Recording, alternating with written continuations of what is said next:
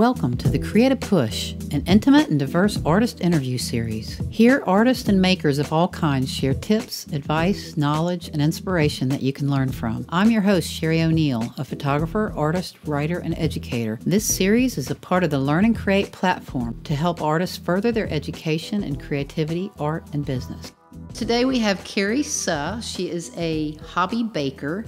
Welcome, Karri. Thank you. It's so great to be here. I actually found you through Nextdoor. You were offering free slices of cake to the neighborhood in exchange for critiques on how they tasted. Yeah. Tell us about baking in general, what got you into it, what your goals are, where you started. Did you cook as a kid? Was that an interest you had from a very young age? Give us a little background. Cool. Yeah. So always interested when I was little. My grandmother was a ceramic painter, very artistic and creative, and she loved to bake. I would go over there and we would bake together. She gave me, and I still have some of the decorating tips and like this really old cake decorating book that she gave me. So I have all of that still, and she's since passed away. So it's just been really nice to like still have those kind of keepsakes from her. We didn't watch a lot of TV growing up, but I could watch PBS. And so I watched a ton of Julia Child. And those were the original cooking and baking shows. And so I loved watching those. My mom realized very early on if she let me just stay in the kitchen, and as long as I cleaned up, like she didn't care what I did. So I made all kinds of concoctions and just whatever I could use in the kitchen and mix it all together. It's always been something I've gravitated towards. And then as I got older in college, we would, like every Tuesday night, I would make cinnamon rolls and everyone would come over and we would have cinnamon rolls together. It's always just been something that in my free time I enjoy doing. And cakes over anything else, is there a reason you chose cake? Part of it is the celebratory nature of cakes. My sister, her birthday is Christmas Day, and then mine's January 7th. Coming off of Christmas, we always got the shaft for birthdays. But my mom was very intentional about going to celebrate Christmas, and then here's your birthday. So we always had a cake. She always made this amazing strawberry cake that I love. When we were real little, we would go to the grocery store, and they would like decorate the cakes at Kroger. And I was just mesmerized by all the colors and the frosting, and that you could create something, basically out of nothing, and I would just sit there and the whole time she was shopping and just watch them decorate all these cakes. I like the celebratory aspect of it. As I've gotten older, I have enjoyed more of the flavor combinations and some of the structural limitations or challenges that come along with making layered cakes. I've always just gravitated towards cake more than anything else. I love baking other things as well, but cakes are what I just have a passion for. Give us an idea how you come up with a formula for a recipe. So that's kind of where this came up with like the neighborhood and Nextdoor kind of R&D in the kitchen, especially with the cakes, the peach basil. That was the woman that owns the restaurant. She and I were kind of talking back and forth about seasonal flavors. And she suggested peach. And I was like, oh, we can do peach and basil. I've done peach and basil jam for a long time. That's kind of how the flavor idea came about. And then I started figuring out how I was going to incorporate those two together, because peach on its own is a very kind of mild once it's baked. I knew it was unlikely that I could get the peaches actually in the cake. I tried that once. It wasn't very great. So a lot of it's trial and error. Also, with some of these things, especially peach and basil, once you cut them or refrigerate them, they turn brown. So I also had to figure out, okay, how do I make this have the flavor, but also doesn't look gross, because a restaurant's going to serve it over a couple nights. They're not going to use it just one time. It was a lot of trial and error. So I was lucky with the basil buttercream because it wasn't working. I made a jam first and put that in between the layers, but then it would turn dark brown and just kind of looked gross aesthetically when you were cutting it. I was like, I'm just going to see how I can incorporate that into the buttercream. And sure enough, someone had this random thing that they had done, and I started using that technique for it. Is it a spice or something you have to add? So lemon juice kind of helps keep it from turning brown quicker. You mix the basil leaves with a little bit of lemon juice and then powdered sugar, which kind of binds it. So it becomes kind of this thicker paste, which you can then add to the Italian buttercream. And you had to just figure out a combination that worked without changing the flavor of the basil. Right, yeah. And the same thing, because basil it's more of a savory dish kind of thing. And so I ended up making a simple syrup that had that in there as well, just to help bring more of those flavors into the cake. Some of it's like that where there's not really a recipe and it's kind of figured out. I do a lot of, there's a woman that does a baking blog, and she's done it for, I probably found out about her 6 years ago, and her recipes are tried and true. So I will go to her for like the basic cake recipes to make sure that structurally the cake is okay. And then from there, kind of tweak it. And even in everyday life with cooking and baking, it's like, I want to follow the recipe once, like as the recipe is written, and then I want to play around with it. So seasonal flavors. Seasonal flavors. And you like to use fresh everything, I guess. As much as possible, yeah. How many layers do you prefer in your cakes? I either like the 3 kind of thicker layers or 4 a little bit thinner layers is kind of ideal. What's your favorite way to decorate a cake?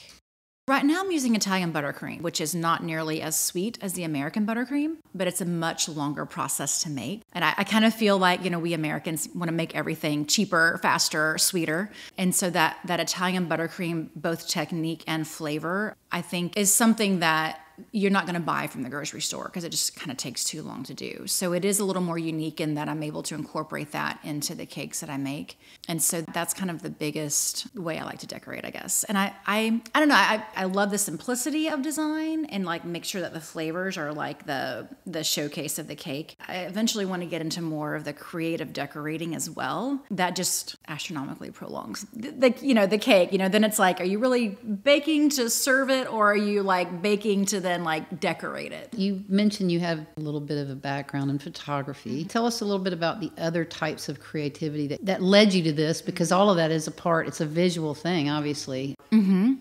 Yeah, photography I picked up more in college, growing up and having a grandmother that was a ceramic painter and painter in general. I was always drawn to more of the arts, but I've always had this a creative streak in me. And I think when I was little, I always wanted to be an artist because that seemed very cool, and artists are very intriguing, and I never was, I guess, passionate enough to like be an artist. And so I always did things on the periphery, and in high school did a lot of collaging and, get the magazines, and I would just collect pictures of things I liked. I had these little catalogs of images that I enjoyed looking at. And then did the photography in college. I've only taken 1 photography class. And I think the best thing with that was just learning more about how to use natural light and understanding the golden hours and things like that. So that was super helpful. And I actually taught art for 4 years here in Tennessee. And so I'm certified as an educator in K through 12 art and 7 through 12 English. So I've always had this creative streak in me. I gravitated more towards the baking side of things, and that being more of a creative expression, just because I think it's really neat to like take these very basic and simple ingredients that anyone has, and you can make these really amazing things that people enjoy eating and like that bring people together and create an atmosphere of celebration. So how many years have you been making the cakes? I mean, off and on for 4 or 5 years, mostly for friends and family. I've got one friend that her birthday is in August, and so she doesn't love cake, but she loves margaritas. I was like, how about I do a margarita cake for you? I had these pictures of the evolution of the margarita cake over the past like 4 or 5 years. So that's been really fun. Hey guys, thanks for listening. I hope you're enjoying the Creative Push. These artist interviews are a labor of love, but it sure would help if you'd consider supporting this podcast with a small monthly donation to help sustain the work and time it takes for me to produce future episodes. You can click the support button, or you can click the link below in the show notes. Any support is greatly appreciated, and you can cancel at any time. Either way, I'm glad to have you here. Please subscribe and share. Now let's get back to the show. What gave you the idea to run this ad on Nextdoor for tasters? I knew, one, we couldn't eat all the cake. I was making way too much cake for the 2 of us to consume. Our best friends live close. Some of our neighbors had it. So I was kind of pushing the boundaries already of who would give me critical feedback I actually used, beside like, oh, it's great. That's going to help me. Like, I need to know more stuff. And so I got a pie book. In this book, that's what she said the first thing that she did was find a group of people that she could give stuff away to give her feedback. And I was like, I'm just going to do it and see what happens. That was the ad that you saw, was the 3rd time we've done this. I just put it out there, and luckily my husband like loves to do the coffee, so we kind of made it an event sort of thing. And we moved here right when the pandemic hit. With the yard and just the porch, we were hoping to have some get-togethers to bring the neighbors together, and we just couldn't until a couple months ago. That's a great way to connect you to your neighbors. Exactly, yeah. Tell me, what is creativity to you? What I like about the word creativity and creating as opposed to art and being an artist is that I feel like it broadens what someone can do when you say creator or creating. I think it's anything that people have an interest in that they can't really explain. Like, it's just a part of who they are, and they explore it. And so whether that's woodworking or baking or cooking or making coffees or, some sort of epoxy resin stuff, it's being able to hone in on that thing that you want to do, and you want to create it, and you're not really sure why, so you just pursue it to fill that itch you have. What are some of the most interesting cake flavors that you've baked? I feel like the peach basil was a nice change of pace. Like, it's not something you're going to find in most places. I recently started doing a little stuff with frangipane, which is an almond cream. I guess in Europe they use it a lot more. I did some stone fruit tarts with plums and stuff from the area and mixed it in with the frangipane. That was really neat, kind of playing around with some of that different texture that the frangipane has in conjunction with the fruit. I've done some Mexican chocolate flavors. One thing that I'm going to work on this winter when citrus from Florida is ripe is I want to do something with the dark chocolate wine and blood orange. So I've been wanting to do this wine and chocolate for a while. My friend that has a margarita cake, I want to do that for her, but I'm like, you can't really do dark chocolate and wine in August, but you can, in the winter. That's my next cake flavor project mulling around in my head. So you come up with an idea. How long does it take you to perfect a recipe? Let's say like 3 or 4 bakes, because you have to get the cake down, and then whatever sort of filling, whether it's a frosting or a fruit filling or, whatever the filling's going to be, you've got to get that down as well. And then one thing that I didn't really think much about until I started baking for one of the restaurants is that you have to think through structurally. Like, what is it going to look like when it's cut? And how well will those fillings hold up in a separate slice of cake? And how well will the rest of the cake hold up once that slice is removed? So there's a lot more components that I wasn't thinking about until this year. You mentioned you're working with a restaurant. Mm-hmm. Can you tell us who that restaurant is and how you were able to secure that and how often you bake for them? Yeah, the restaurant's Miel down the road. My husband has known the owner for like 12 years now. And the woman that was baking for her was not able to do so. And so she just reached out. She saw the stuff on Instagram that I was doing, and a block away, she asked if I was interested. And I've got a full-time job as a marketer. As much as I would love to bake full-time, I'm just not in a place where I can do that right now. She asked, and she said it would be 1 8-inch cake a week, and it'll be 3 layers. That sounds really fun. So now it's a 10-inch cake, and I deliver that on Tuesday for the week for them. A year from now, where do you see yourself with your baking? I see myself still baking. Ideally, I protect my baking a lot, so I don't do a lot of baking for people I don't know. I love the challenge. I love figuring stuff out. I love not having the pressure of delivering something by someone else's time frame. So I still see myself baking as a hobby baker, but I would love to open a baking supply boutique. And that kind of came about during COVID when I was trying to get some of these ingredients that were either hard to get in the stores, or you had to find the right website, because I wasn't trusting things that were coming from Amazon, because sometimes it's just not the quality or whatever. I was like, this would be really fun to have a space for people like me and people that have children to go and pick out everything you need to bake a cake, or everything you need to bake whatever it is you want to bake for a party, and everything from the sugars and the flour that are harder to find, to a sprinkle station where you can figure out what you want to put on the top of it, to different pans that people can use, and then have a place where folks can actually have a library of cookbooks and baking books to look through, and they can purchase them if they want cake toppers and custom things like that they can buy for the party. Everything that you would need to have a party and bake a cake in one place. It's almost like an experience, really, when you walk in the doors from start to finish. I don't know where to go to buy a cake stand.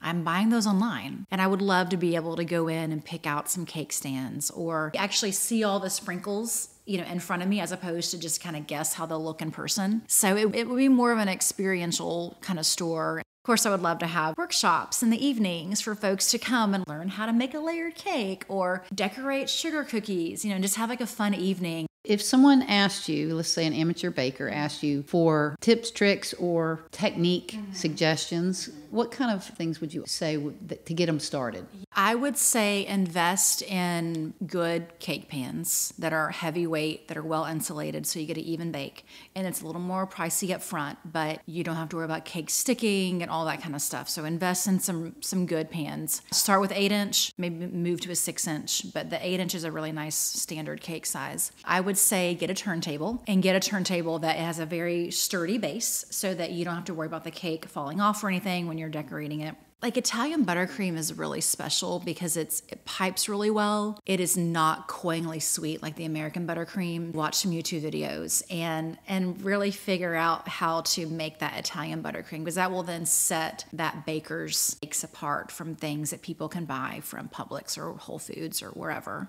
Is that where you shop for most of your ingredients? Yeah.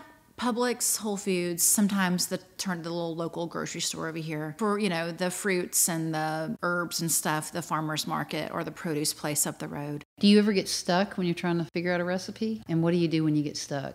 Well, luckily now we have Instagram. Before I would go through magazines and just look at pictures and look at recipes, but I feel like Instagram is really helpful in that you can type in a keyword like banana pudding cake or banana pudding or red velvet cake. I got stuck with a red velvet cake with how to decorate it. And then you can just see what everyone's doing, figure out, okay, what do you like and not like? Like what do you want to incorporate into your bake, or what do you want to leave out? Especially for the visual component of baking, it's really helpful to be able to just see some of the bakes and see what folks are doing. How can people find out more about your baking? You have an Instagram page? I do. It's called Karri Bakes Cake. That's Karri, and then Bakes Cake. And I, try to update the stories as much as I can. Well, this has been wonderful.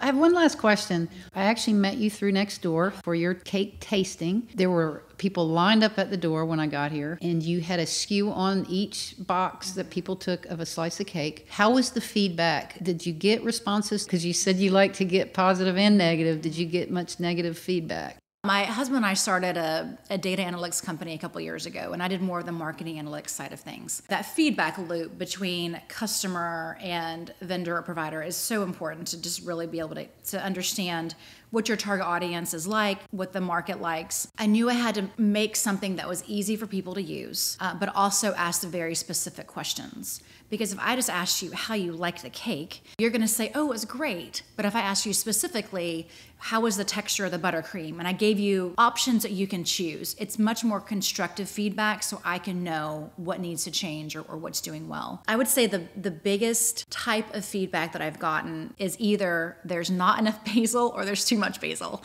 So those are the two things. And that's personal preference. Like if you don't like basil, you don't like basil. And I would say when folks are asking questions, and this is true across the spectrum, be very specific about the question you ask to make sure you get the feedback that you want. If you make it too vague, you're going to get feedback that's not helpful. Just use a Google form and people can just scan the QR code and it pops up on their phone. So I also want to make sure it was easy enough where I would actually get feedback. Thank you so much for the interview. I really appreciate it. I'm excited to share your story, and I know there's a lot of people out there that like to cook. This was a great way to kind of get to know you, and I'm looking forward to seeing what else you put on Nextdoor as far as the types of cakes that you share. So thanks for letting me do your story. Yeah, thanks for asking me. Thanks for being here. Thank you so much for listening. As always, my intention is to offer inspiration that excites you to want to get out there and create something amazing. Be sure to check out some of the other episodes. There's more information below in the show notes, including links to other great stories, tips, and resources. Drop me a message or comment at any time, and I hope that you'll sign up to be a part of this creative tribe.